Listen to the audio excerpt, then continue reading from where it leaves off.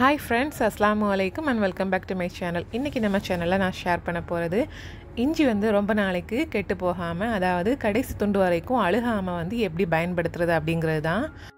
பொதுவாவே இஞ்சி பாத்தீங்கன்னா வாங்கி ஒரு 2-3 நாள்ல கொஞ்சம் கொஞ்சமா அழுக ஆரம்பிச்சிடும் and அந்த டேஸ்ட் கூட கம்ப்ளீட்டா மாறிடும்.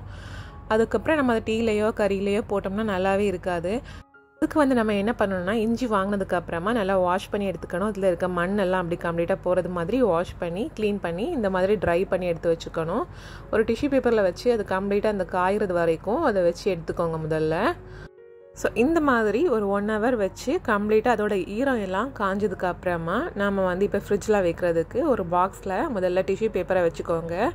இப்போ இதுல மொத்தமா எல்லாத்தையும் வைக்காம கொஞ்சமா முதல்ல வச்சுக்கலாம். அதாவது அந்த ஸ்பேஸ்ல எவ்வளவு பீசஸ் வைக்க முடியுமோ அதுக்கு ஏத்த மாதிரி வச்சுக்கோங்க. நெருக்கமா வைக்க வேணாம். இந்த மாதிரி வச்சதுக்கு அப்புறமா இப்போ லைட்டா அந்த டிஷ்யூ பேப்பரை கவர் பண்ணிட்டு இதுக்கு மேல நம்ம திரும்பவும் ஒரு டிஷ்யூ பேப்பரை வச்சு பேலன்ஸ் இருக்கக்கூடிய அந்த இஞ்சி நம்ம கட் பண்ண பீசஸ் எல்லாம் வச்சு அரேஞ்ச் பண்ணிக்கணும். ஸோ இந்த மாதிரி பண்றதுனால இஞ்சியில் தண்ணி விடாது. அந்த மாதிரி ஏதாச்சும் தண்ணி வந்தாலுமே அந்த டிஷ்யூ பேப்பர் வச்சுருக்கிறதுனால அது கம்ப்ளீட்டாக அப்சர்வ் பண்ணிக்கும். ஸோ நம்ம கடைசி பீஸ் எடுக்கிறது வரைக்கும் அது கம்ப்ளீட்டாக அழுகாமல் ஃப்ரெஷ்ஷாகவே இருக்கும். ஸோ இதே மெத்தட்லேயே நீங்கள் அதிகமாக வச்சுருந்தாலுமே அரேஞ்ச் பண்ணி எடுத்துக்கோங்க. இப்போ ஃபைனலாக மேலே ஒரு டிஷ்யூ பேப்பரை வச்சு நாம் இந்த பாக்ஸை அப்படியே க்ளோஸ் பண்ணி ஃப்ரிட்ஜில் ஸ்டோர் பண்ணிக்கலாம். ஸோ ஃப்ரெண்ட்ஸ், இந்த மாதிரி நீங்கள் வச்சு பயன்படுத்துறதுனால கடைசி துண்டு வரைக்கும் தண்ணி விடாமல் அழுகாமல் ஃப்ரெஷ்ஷாகவே இருக்கும். இப்போ அடுத்ததாக பார்க்க போகிறது இஞ்சியை எங்கள் வீட்டில் நாங்கள் இந்த மாதிரி ஸ்டோர் பண்ணி வச்சு யூஸ் பண்ணோம் அப்படிங்கிறது தான். ஸோ வாங்கினதும் முதல்ல நாங்கள் இஞ்சியை இந்த மாதிரி அதில் இருக்க தோலெல்லாம் க்ளீன் பண்ணி எடுத்துருவோம். ஒரு ஸ்பூனை வச்சு நீங்கள் க்ளீன் பண்ணிங்கன்னா அதில் இருக்க ஸ்கின் எல்லாம் ரொம்பவே ஈஸியாகவே கலண்டு வந்துடும் இந்த மாதிரி. ஸோ ஃபஸ்ட்டு நம்ம அதில் இருக்க மண்ணெல்லாம் கம்ப்ளீட்டாக வாஷ் பண்ணதுக்கு அப்புறமா இந்த மாதிரி ஒரு ஸ்பூனை வச்சு அதோட ஸ்கின் எல்லாம் கம்ப்ளீட்டாக ரிமூவ் பண்ணி எடுத்துடுங்க. இது பார்த்திங்கன்னா நம்ம வாங்கிட்டு வந்ததுக்கு அப்புறமா கொஞ்சம் எக்ஸ்ட்ரா வேலை பண்ணது மாதிரி தான் இருக்கும். பட் அதுக்கப்புறமா ரொம்பவே ஈஸியாக இருக்கும் அதை யூஸ் பண்ணுறதுக்கு. கம்ப்ளீட்டாக அந்த ஸ்கின் எல்லாம் எடுத்து மாற்றுறதுக்கு அப்புறமா பேலன்ஸ் அதில் ஏதாச்சும் அழுக்கு இருந்துச்சுன்னா அது போகிறதுக்காக ஒரு பாத்திரத்தில் தண்ணி எடுத்து அதில் இந்த மாதிரி போட்டு வச்சுக்கலாம். ஸோ இந்த மாதிரி நம்ம எல்லா பீசஸையும் ஸ்கின் எல்லாம் ரிமூவ் பண்ணிவிட்டு தண்ணியில் எடுத்து போட்டாச்சு. ஸோ இந்த மாதிரி எல்லா பீசஸையும் நம்ம வாஷ் பண்ணி ஒரு பிளேட்டுக்கு எடுத்து மாற்றிடலாம். அது மட்டும் இல்லாமல் நாங்கள் இங்கே இந்த இஞ்சியை வாஷ் பண்ணி எடுத்துருக்க அந்த தண்ணியை வேஸ்ட் பண்ண மாட்டோம். இந்த தண்ணியை செடிகள் மேலே தெளிக்கிறதுனால செடிகளில் இருக்கக்கூடிய அந்த பூச்சியெல்லாம் வராது. ஸோ பூச்சியெல்லாம் அதுலேருந்து போயிடும். அதனால் இந்த தண்ணியை அப்படியே செடிகள் மேலே தெளித்து விட்டுருவோம். இப்போ அடுத்ததான் நம்ம வாஷ் பண்ணி வச்சுருக்கக்கூடிய இந்த இஞ்சியை சின்ன சின்ன துண்டாக கட் பண்ணி ஒரு பிளெண்டரில் போட்டுடலாம். கொஞ்சம் கொஞ்சம் சின்ன சின்ன பீசஸாக கட் பண்ணிங்கன்னா தான் அது லம்ஸ் இல்லாமல் நல்லா அரைஞ்சு கிடைக்கும். நம்ம இதில் தண்ணி சேர்க்காமல் அரைக்கணும், அதுவும் ரொம்ப இம்பார்ட்டன்ட்.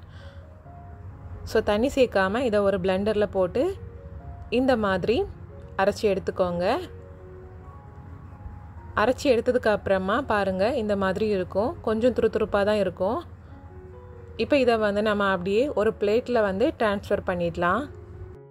இதை பிளேட்டில் ட்ரான்ஸ்ஃபர் பண்ணி அப்படி நான் என்ன பண்ண போகிறேன் அப்படின்னு பார்த்தீங்கன்னா இதை ஃப்ரீசரில் ஸ்டோர் பண்ணி எடுக்கிறது தான்.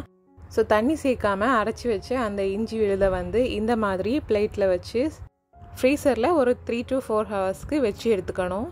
நான் இங்கே பிளேட்டில் வைக்கிறது மாதிரியே நம்ம ஃப்ரீசரில் ஐஸ் க்யூப் ட்ரே இருக்குல்ல, அந்த ட்ரேயில் கூட நீங்கள் ஒவ்வொரு அந்த ஹோல்ஸ்லையும் வச்சு நீங்கள் ஸ்டோர் பண்ணிக்கலாம். நான் இப்போ இப்படியே ஸ்டோர் பண்ணி ஒரு 3 to 4 hours வச்சு எடுக்க போகிறேன். ஸோ ஆஃப்டர் 4 hours பார்த்திங்கன்னா நல்லா உறைஞ்சிடும். அதை நம்ம இந்த மாதிரி கைகளில் எடுத்து சின்ன சின்ன பீசஸாக உடச்சி எடுத்துக்கலாம். இது உடைக்கிறதுக்கும் ரொம்ப ஈஸியாக இருக்கும். நைஃப் வச்சு தான் உடைக்கணும்னு அவசியம் இல்லை. கையால் ஜஸ்ட் ஒரு கையாலே இந்த மாதிரி கையில் வச்சு ஹோல்ட் பண்ணிங்கனாலே உடஞ்சி வந்துடும். ஸோ உங்களுக்கு எந்த அளவுக்கு அந்த பீஸ் தேவையோ அதுக்கு ஏற்ற மாதிரி பெரிய பீஸாவோ சின்ன பீஸாவோ உடச்சி எடுத்துக்கலாம்.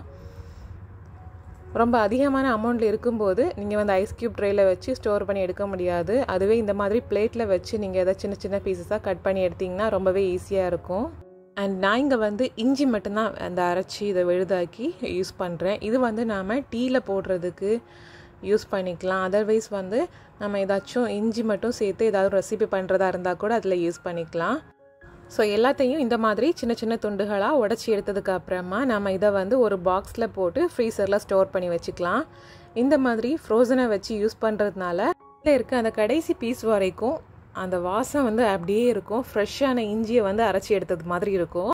ஸோ இப்படியே வந்து ஒரு பாக்ஸில் வச்சு ஸ்டோர் பண்ணி ரொம்ப நாளைக்கு நாம் கெட்டு போகாமல் யூஸ் பண்ணிக்கலாம். அண்ட் ஈஸியாகவும் இருக்கும். அப்பப்போ எடுத்து அதை வந்து க்ரஷ் பண்ணி டீலெலாம் போடுறதுக்கு பதிலாக இந்த மாதிரி ஒரு பீஸை எடுத்து நம்ம அப்படியே அதை டீயில் போட்டாலே போதும். இப்போ பார்த்திங்கன்னா நான் ஸ்டோர் பண்ணி ஒரு ஃபியூ டேஸ்க்கு அப்புறமா ஓப்பன் பண்ணி காமிக்கிறேன். பாருங்கள், வச்சது மாதிரியே ஃப்ரெஷ்ஷாகவே இருக்குது. ஸோ இதை அப்படியே எடுத்து டீயில் போட்டுக்க வேண்டியதுதான். டீ சூடாகும்போது அந்த கொதிக்கக்கூடிய பாலில் இதை போடும்போது அதுவும் அப்படியே கரைஞ்சி போயிடும். நார்மலாக சேர்க்குறது மாதிரி இடித்து சேர்க்குறத விட இந்த மாதிரி அரைச்சி சேர்க்கும்போது அந்த டீ வந்து நல்லா தூக்கலாக இருக்கும், இஞ்சியோட வாசம். இப்போ அதே மாதிரியே நான் வந்து இங்கே இஞ்சி பூண்டு விழுதை வந்து அரைச்சி அதை பிளேட்டில் வச்சு ஸ்டோர் பண்ணி இந்த மாதிரி சின்ன சின்ன துண்டுகளாக எடுத்து வச்சுருக்கேன் பாருங்கள். இந்த மாதிரி நம்ம வச்சு பயன்படுத்தும் போது இது கூட ரொம்பவே ஃப்ரெஷ்ஷாக இருக்கும். நார்மலாக நம்ம வந்து அரைச்சி அதை விழுதாக்கி ஸ்டோர் பண்ணி ஃப்ரிட்ஜில் வச்சுருப்போம். அது ஒரு 3 days 4 days ஆகும்போது லைட்டாக வந்து ஸ்மெல் சேஞ்ச் ஆகும், டேஸ்ட்டும் சேஞ்ச் ஆகும்.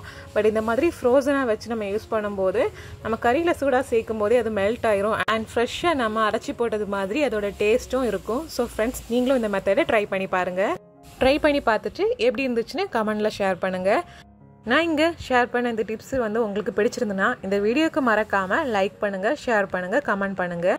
இந்த மாதிரியே இன்னும் நிறைய வீடியோஸ் பார்க்குறதுக்கு என்னோட சேனலை மறக்காமல் சப்ஸ்கிரைப் பண்ணிக்கோங்க. இந்த நாள் இனிய நாளாக அமையட்டும். தேங்க்ஸ் ஃபார் வாட்சிங்.